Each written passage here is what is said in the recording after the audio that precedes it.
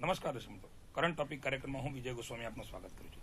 દર્શક મિત્રો, current topic કાર્યક્રમમાં આજે આપણે એક મહત્વના વિષયની જો વાત કરીએ, જ્યારે નવા વર્ષની શરૂઆત થઈ ચૂકી છે અને ભારત દેશમાં પાસપોર્ટ માટેના જે આપણે કહી શકાય નિયમો સરળ બનાવવામાં આવ્યા છે અને જેની જ વાત કરીશું. ઘણા લોકો આજે રિજનલની વાત કરીએ, સંપૂર્ણ સાઉથ ગુજરાતની વાત કરીએ તો પાસપોર્ટ અને એનઆરઆઈ લોકોની સંખ્યા વધુ છે, ત્યારે પાસપોર્ટમાં પડતી અગવડતા વિશે આપણે જાણવાનો પ્રયાસ કરીશું रीजनल पासपोर्ट अधिकारी नित्यानंद जी पास.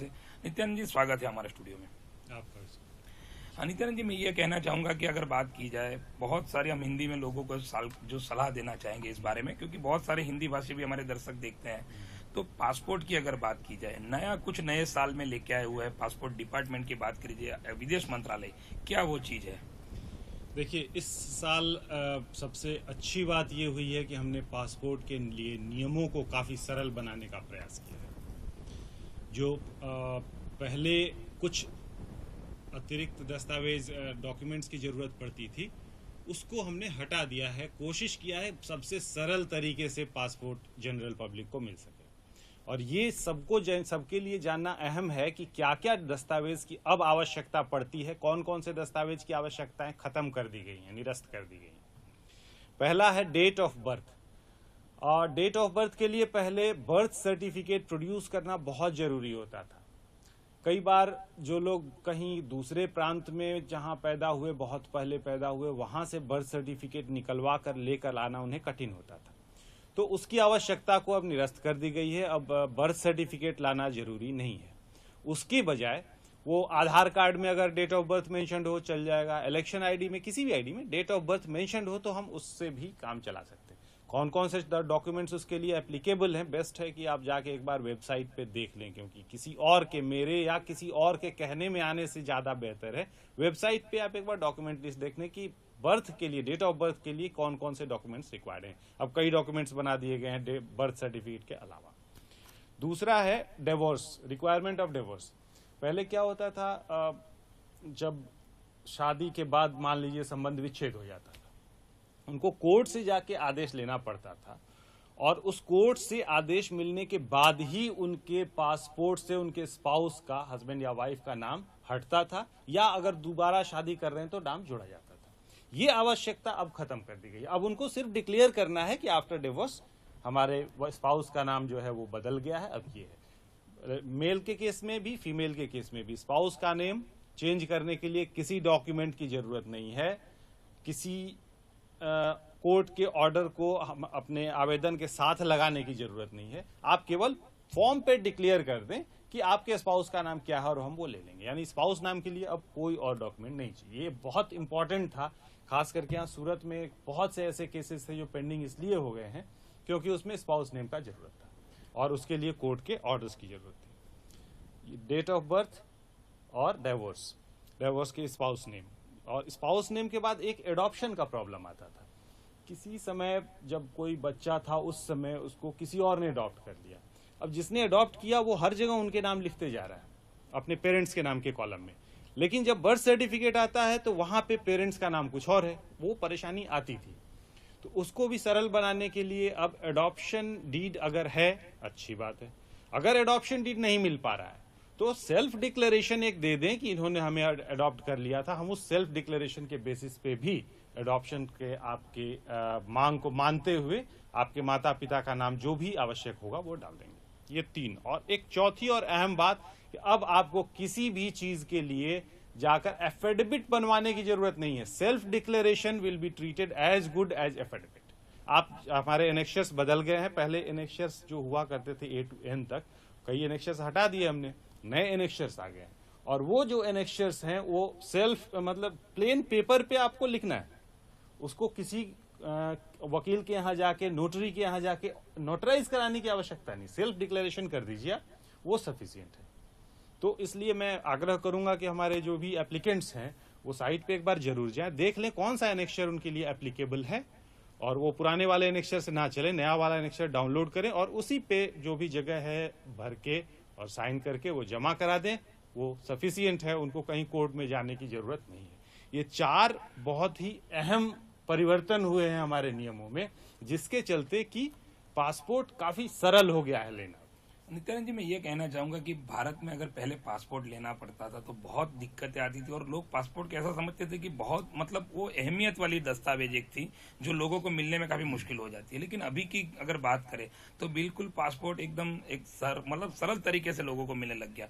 और आपके माध्यम से हमने सुना हुआ है कि एक दिन में पासपोर्ट मिलना, अगर ये बात की जाए तो दर्शकों को भी हमारे अचरज लगेगा कि एक दिन में पासपोर्ट कैसे मिल सकता है अगर वो, और हमने सुना है कि आप दे भी पाते हो, कैसे है ये वो सब? देखिए, बड़ा सरल है। पासपोर्ट एक ट्रेवल डॉक्यूमेंट है। यात्रा करने के लिए आपको भारत सरकार का परमिशन एक आइडेंटिटी के साथ है, उससे ज्यादा कुछ भी नहीं है। तो एक ऐसे दस्तावेज को जिससे कि आपकी यात्रा सरल हो जाए, आप आसानी से दूसरे जगह जा सके, उस दस्तावेज को मिलने में परेशानी होनी नहीं चाहिए। इकोनॉमिक्स के टर्म्स में बात करें तो मोबिलिटी जो होती है, एक जगह से दूसरे जगह रिसोर्सेज के ढोए जाने की प्रक्रिया को मोबिलिटी कहते हैं। वो मोबिलिटी सरल होनी चाहिए, वो आवश्यक है। अब अगर मोबिलिटी सरल करना है तो पासपोर्ट अड़चन नहीं बननी चाहिए, इसलिए पासपोर्ट के नियमों को काफी सरल किया गया। हम लोगों ने प्रयास किया है कि 24 घंटे में देने का पूरा कोशिश करें। देखिए, 24 घंटे में पासपोर्ट मिलना कैसे सरल है वो ये बताता हूं। आज आप जाते हैं पासपोर्ट ऑफिस में, आज अगर आपने अपने दस्तावेज दे दिए, अपने बायोमेट्रिक्स यानी अपनी उंगलियों के निशान वहाँ दे दिए, और उसके बाद जैसे ही बाहर निकलने लगते हैं आप, तो वहाँ 3 काउंटर पे जाते हैं। एक काउंटर पे आपने दस्तावेज दिया, बी काउंटर पे गए, आपके दस्तावेजों को किसी ने वेरीफाई किया, वेरिफिकेशन ऑफिसर कहलाते हैं वो।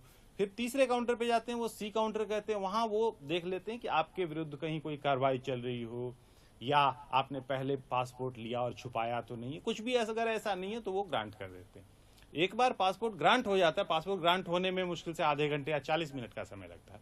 ग्रांट होने के बाद वो अपने आप प्रिंटिंग क्यू में चला जाएगा या पुलिस के पास वेरिफिकेशन के लिए चला जाएगा। कई केसेस में 20% केसेस में पुलिस वेरिफिकेशन का रिक्वायरमेंट ही नहीं होता है, तो वहां पे क्या होता है, वो सीधा प्रिंटिंग के लिए चला जाता है, और पासपोर्ट प्रिंट होके, लेमिनेट होके, उसको लिफाफे में डाल के आपके लिए हम पोस्टमैन को देने तक में हमें 2 से 3 घंटे का समय लगता होगा। तो उसी दिन शाम को अगर आपने सुबह ये प्रक्रिया पूरी कर ली तो लगभग शाम तक वो लिफाफे में बंद करके आपके घर के लिए भेज दिया जाता है और अगले दिन सुबह आपको मिल जाता है। तो इस तरह से आप देखें तो ये 24 घंटे में कई लोगों को पासपोर्ट मिल जाता है, जिसमें कि पुलिस वेरिफिकेशन रिक्वायर्ड ना हो। यहाँ पुलिस वेरिफिकेशन की रिक्वायरमेंट है, वहां मैं देखता हूँ 2-3 दिन पुलिस वेरिफिकेशन में अधिक से अधिक लगता है, इससे ज्यादा नहीं लगता। तो नित्यानंद जी, भारत सरकार की अगर बात की जाए, पासपोर्ट एक अहम दस्तावेज मान के लोगों को, हर आदमी को मुहैया हो, इसके लिए एक ट्रायल चलाया जा रहा है। और आपने बहुत अच्छी तरीके से, अगर मैं दर्शकों को बताना चाहूंगा कि रीजनल पासपोर्ट अधिकारी होने के बावजूद आपने पूरे सिस्टम को इस तरह ढाला हुआ है कि भाई लोगों को जल्द से जल्द पासपोर्ट मिले। इसके लिए काफी सारी आपने लोक अदालत चलाई थी और मेगा कैंप करवा रहे, उसके बारे में भी हमारे दर्शकों को बताया कि लोक अदालत क्या होती है। निश्चित रूप से देखिए, क्या होता है, जब आप पासपोर्ट प्रक्रिया में ए, बी, सी काउंटर PSK से निकल जाते हैं तो आपका पासपोर्ट या तो ग्रांट कर दिया जाता है या किसी कारण के लिए रोका जाता है जब आपके दस्तावेज पूरे नहीं हो। ऐसे केस में आपसे दस्तावेज मंगाया जाता है, उसमें समय लगता है, तो आपको एक डेट दे दिया जाता है कि आप अब अगले दिन इस तिथि को, या आपके इच्छानुसार कोई भी डेट जो आप मांगते हैं दे दिया जाता है कि इस दिन आप आके बाकी दस्तावेज जमा करा दें। कुछ केसेस में जो कॉम्प्लेक्स केस कैटेगरी कहलाते हैं, जैसे आपका पासपोर्ट गुम हुआ था या पासपोर्ट किसी तरह से डैमेज हो गया, डिस्ट्रॉय हो गया, अधिकांश तौर पर ये ठीक है, ऐसा हो सकता है, ये हम लोग मानते हैं। लेकिन इन केसों में हमें, इन स्थितियों में हमें कुछ अतिरिक्त जांच करने की आवश्यकता होती है। तो जब वो जांच करने की जहां आवश्यकता होती है, जहां ध्यान से आपके बारे में जानकारी लेने की आवश्यकता होती है, ऐसे केस में हम तत्काल नहीं दे सकते आपको पासपोर्ट, और उसको पॉलिसी के लिए, उसको अतिरिक्त जांच के लिए पासपोर्ट ऑफिस को भेज दिया जाता है। और पासपोर्ट ऑफिस के एक अलग क्यू है, यहाँ जो है वो उसी समय निकल गया, क्यू आपका खत्म हो गया, लेकिन पासपोर्ट ऑफिस में जाके अलग क्यू लग जाता है। वहां जब तक आपके दस्तावेज पूरे नहीं होंगे, जांच बीन पूरी नहीं होगी, कई एजेंसियों के रिपोर्ट्स मंगाए जाते हैं, वो रिपोर्ट्स नहीं आ जाते, तब तक हम आपको पासपोर्ट नहीं दे पाते। केवल देरी वहीं होती है, वो पॉलिसी केसेस कहलाते हैं। हम लोग निश्चित रूप से प्रयास कर रहे हैं कि वहां भी देरी कम से कम हो। अधिकांश केसेस में हम लोग ऑनलाइन ही कोशिश करते हैं एजेंसियों को लिखने की, उनसे रिपोर्ट मंगाने की, लेकिन कभी कभी ऑफलाइन मैनुअली चिट्ठी लिखना पड़ता है उनको और उनके यहाँ से रिपोर्ट्स आना पड़ता है, उसमें समय लग जाता है। उसके लिए हम लोगों ने कई बार लोक अदालत का आयोजन किया है और मैं लगभग लगातार करता रहता हूं।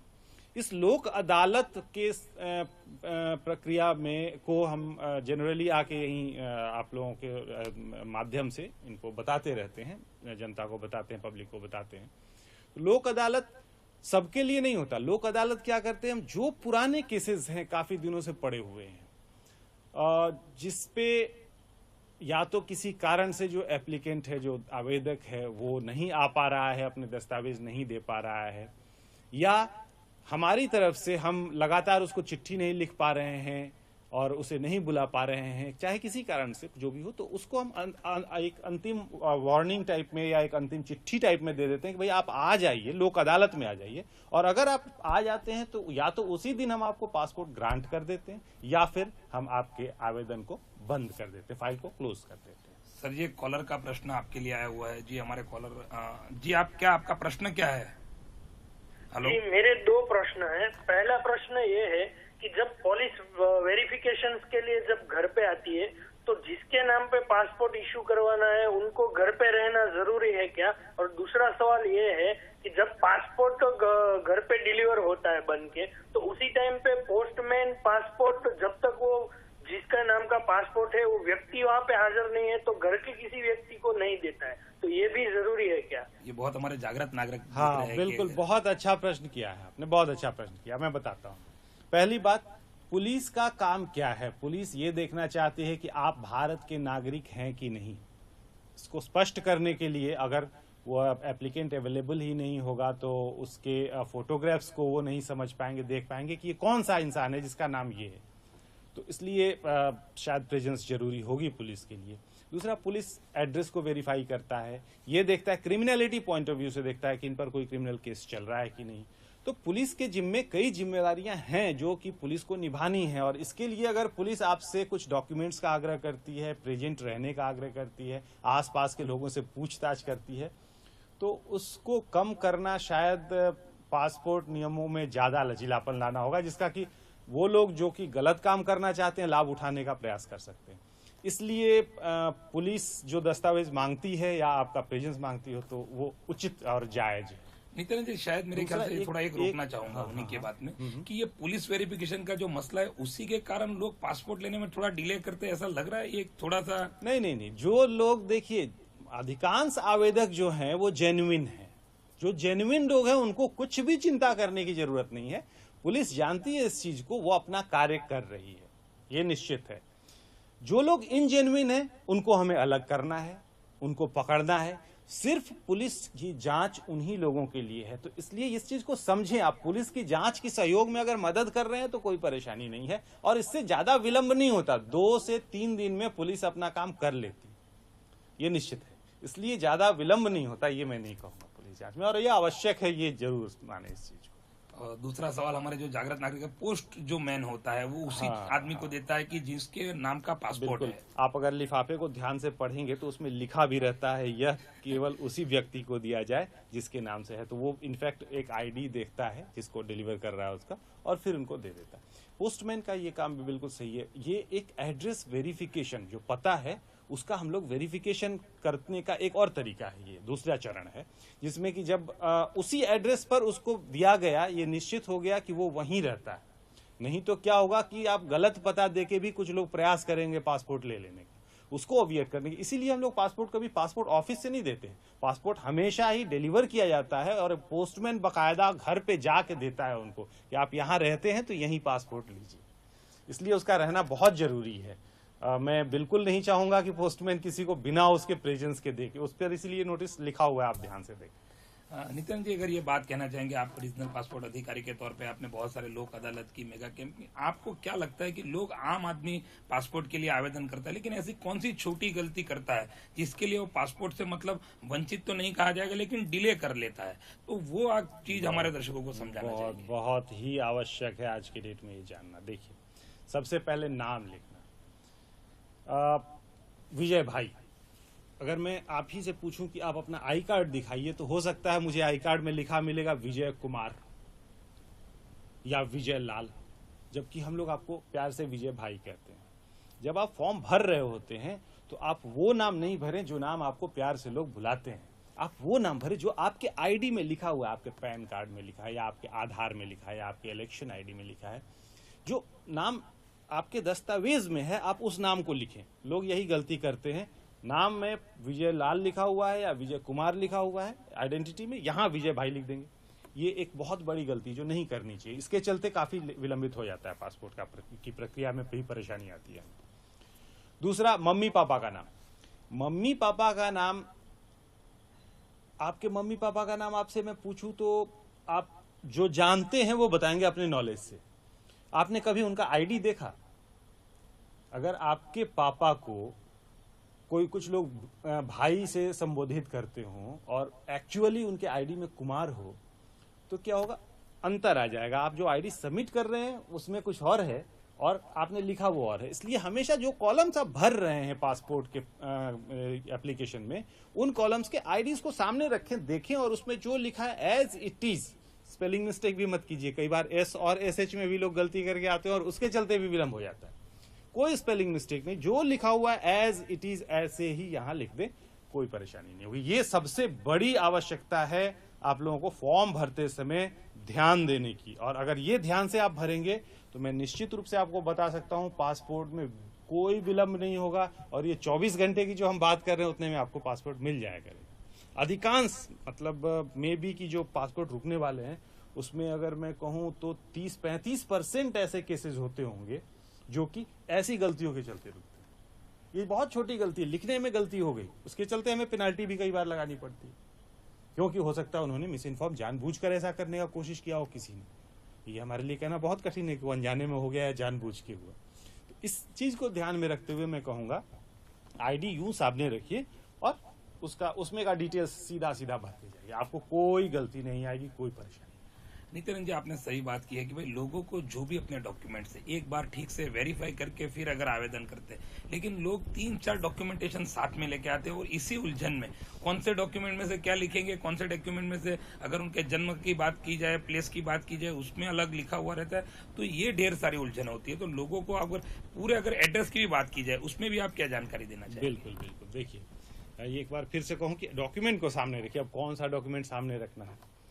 अगर मेरा नाम नित्यानंद कुमार या कुमार नित्यानंद है, मैं अपना पैन कार्ड निकालूंगा उसमें कुमार नित्यानंद लिखा होगा, आधार निकालूंगा उसमें कुमार नित्यानंद लिखा होगा, इलेक्शन आईडी निकालूंगा उसमें कुमार नित्यानंद लिखा होगा, और होना भी चाहिए। लेकिन कई बार क्या होता है, लोग ध्यान नहीं देते हैं, केवल पासपोर्ट में ये गलती नहीं करते हैं। कॉलर का कॉल है, इसीलिए मैं आप रोकना चाहूंगा, कब से वो कॉलर वेट कर रहे हैं। जी, आपका प्रश्न कहिए हमारे नित्यानंद जी को। हाँ, હું એવું કહેવા માંગુ છું કે મારી વાઈફ છે, એમનું પાસવર્ડ એમનો પાસવર્ડમાં એમના પપ્પાનું નામ છે, તો શું હમણાં એ ચેન્જ કરાવવા નથી માંગતી, તો એ વેલિડ ગણાય? ओके, उनकी वाइफ है और उनके पासपोर्ट में पिताजी का नाम है, तो वो वैलिड रहेगा या नहीं रहेगा? शादी हो चुकी है। मैं समझा नहीं पहले। मतलब ये जो हमारे कॉलर है, इनकी जो वाइफ है, उनके पासपोर्ट में, उनके वाइफ के पासपोर्ट में उनके पिताजी का नाम है, तो वही रहने दे या फिर चेंज करवाए? इस चीज को मैं थोड़ा सा क्लियर बताऊंगा। देखिए, पासपोर्ट में आपका नाम होता है सबसे ऊपर में, उसके बाद पीछे वाले पन्ने पे जाइए तो आपके पापा का नाम, आपकी मम्मी का नाम, आपके स्पाउस का नाम। लोग क्या करते हैं, जो ट्रेडिशन है गुजरात में, वो अपने नाम के आगे अपने पापा का नाम लिखते हैं, उसके बाद सरनेम लिखते हैं, मिडिल नेम पापा का नाम लगाते हैं।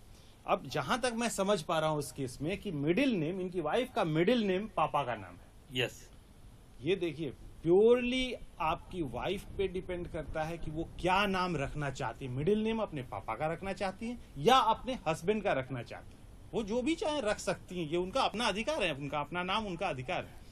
ये गुजरात का ट्रेडिशन है कि शादी के बाद जेनरली जो महिलाएं होती हैं वो मिडिल नेम अपने हस्बैंड का रखती हैं। तो अगर वो हस्बैंड का नाम रखना चाहती हैं तो वो उनको केवल चेंज के लिए, नेम चेंज के लिए अप्लाई करना होगा। अब वही जो मैं अभी आपको बता रहा था, उसी मुद्दे में, पॉइंट में ये कवर हो रहा है। हाँ, जब स्पाउस का नाम आप लिख रहे हैं तो स्पाउस का नाम कहां से लिख रहे हैं? मेरी वाइफ का नाम हम कहां से लिख रहे हैं पासपोर्ट में?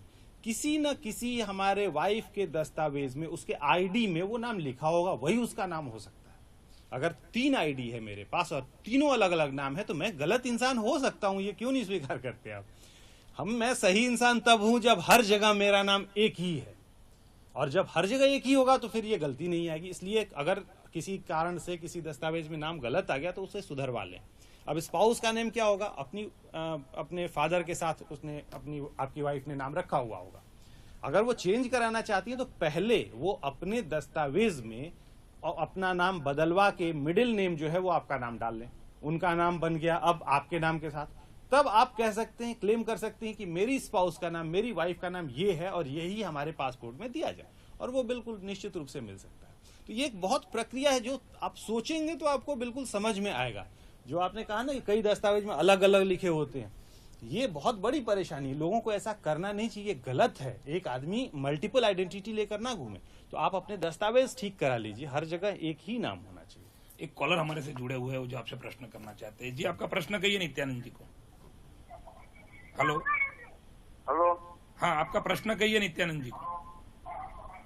हेलो। हाँ, आप सुन रहे हैं, आपका प्रश्न बताइए। गोविंद भाई बोलू। बोलो गोविंद भाई। तो મારે આ પાસપોર્ટ કરાવવાનો છે તો આધાર કાર્ડ ને ચૂંટણી કાર્ડ ની હાલે, બીજું કોઈ છે નહીં, પાન કાર્ડ ને એવું કઈ?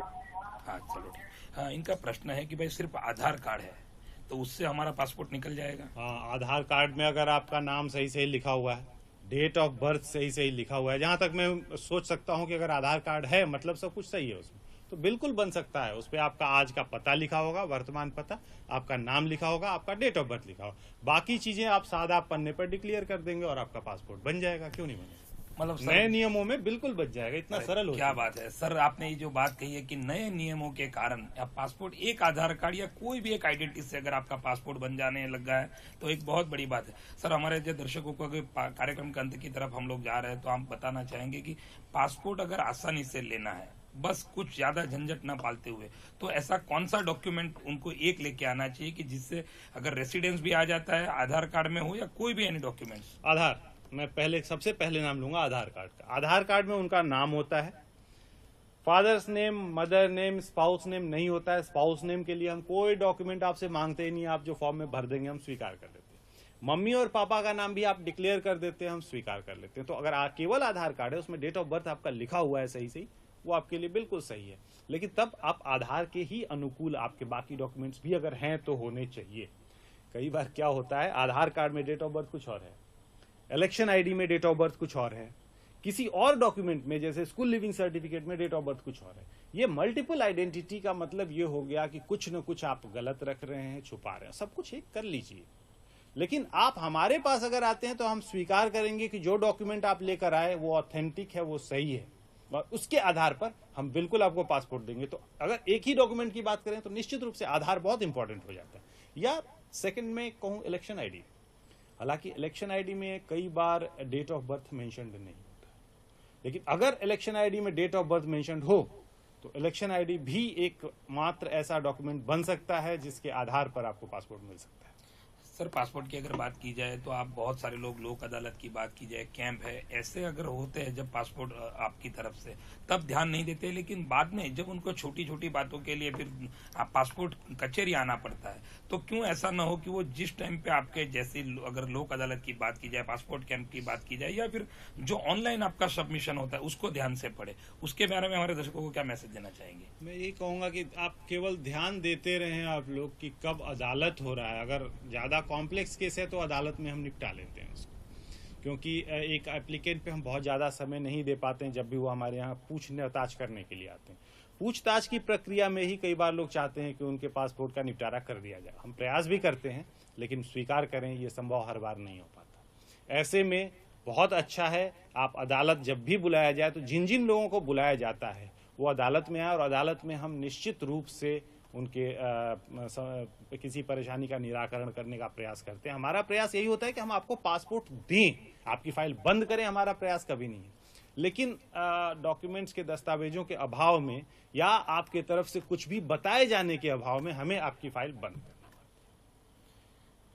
तो इसलिए मैं ये चाहूंगा कि लोग केवल ध्यान दें, हमारे वेबसाइट को ध्यान से पढ़ें, आपके यहाँ से जैसे अभी आज हम लोग बात कर रहे हैं, चर्चा कर रहे हैं, ऐसी चर्चाओं में या न्यूज़पेपर में हम लोग कुछ देते हैं, ऐसे न्यूज़पेपर्स पर थोड़ा ध्यान दें और उसके बेसिस पे किसी एजेंट के पास ना जाएं, किसी तीसरे आदमी के पास जाके ना पूछें, बिल्कुल अपने ऊपर विश्वास करते हुए वो फॉर्म भरें और आए। उनको पासपोर्ट लेने में कोई असुविधा नहीं। कार्यक्रम के अंत में अगर हम नित्यानंद जी से बात करना चाहेंगे, दर्शकों को एक आपका मैसेज क्या रहेगा कार्यक्रम के अंत में नित्यानंद जी? मैं फिर वही कहूंगा कि बिल्कुल ध्यान से अपने दस्तावेजों को देखें। मल्टीपल आइडेंटिटी यानी अलग अलग दस्तावेज में अगर आपके अलग अलग नाम है, अलग अलग डिटेल्स है, तो उसको पहले ठीक कर लें, उसके बाद आप पासपोर्ट लें। क्योंकि पासपोर्ट लेना बहुत सरल है, लेकिन केवल पासपोर्ट के आधार पर आप बाहर नहीं जा सकते, आपको उसके बाद वीजा लेना पड़ता है और वीजा में जो डॉक्यूमेंट्स रिक्वायर्ड होते हैं आप ध्यान दें, वो डॉक्यूमेंट आपके पास होने चाहिए, तभी वीजा मिलेगा, तभी आप देश के बाहर जा सकेंगे, तभी आप उस पासपोर्ट को यूज कर पाएंगे। तो अगर आपने पासपोर्ट किसी एक डॉक्यूमेंट के आधार पर ले लिया और वीजा में दूसरे डॉक्यूमेंट्स दिखाए जिसमें पर्टिकुलर्स अलग हैं, आपको वीजा नहीं मिल पाएगा, आप बाहर नहीं जा पाएंगे। इसलिए निश्चित रूप से पासपोर्ट प्रक्रिया सरल की गई है, एक डॉक्यूमेंट का प्रयोग करके आप पासपोर्ट बनवाएं आसानी से, लेकिन उसी समय अगर बाकी किसी डॉक्यूमेंट में किसी तरह की कोई त्रुटि है तो उसको भी बिल्कुल ठीक करा लें। नित्यानंद जी, आप हमारे आज स्टूडियो में आए और दर्शकों को पासपोर्ट में जो भी आप बात करेंगे, पासपोर्ट में मिलने के लिए जो मुसीबत हो रही है, इसीलिए आपने जो एडवाइस दी इसके लिए आपका खूब खूब धन्यवाद। तो दर्शक મિત્રો જોયું હશે કે આપણે પાસપોર્ટ અધિકારી નિત્યાનંદજી રિજનલ પાસપોર્ટ અધિકારી છે। પાસપોર્ટમાં ક્યાંક અગવડ પડતી હોય તો આપ ચોક્કસથી પાસપોર્ટની ઓનલાઈન જે આપણે પોર્ટલ કહી શકાય એના પર જઈને જોઈ શકો છો। ક્યાં પછી જ્યારે પાસપોર્ટ અધિકારી છે એમને મળીને પણ આપણી કોઈ જે લોક અદાલતો થતી હોય ત્યાં આપ સમસ્યાનું નિરાકરણ આપી શકો। નિત્યાનંદજી, આપ અમારા સ્ટુડિયોમાં इसके लिए आप धन्यवाद। તો દર્શક મિત્રો, આવા જ નવા કાર્યક્રમો સાથે ફરી મળીશું, ત્યાં સુધી રજા આપશો। નમસ્કાર।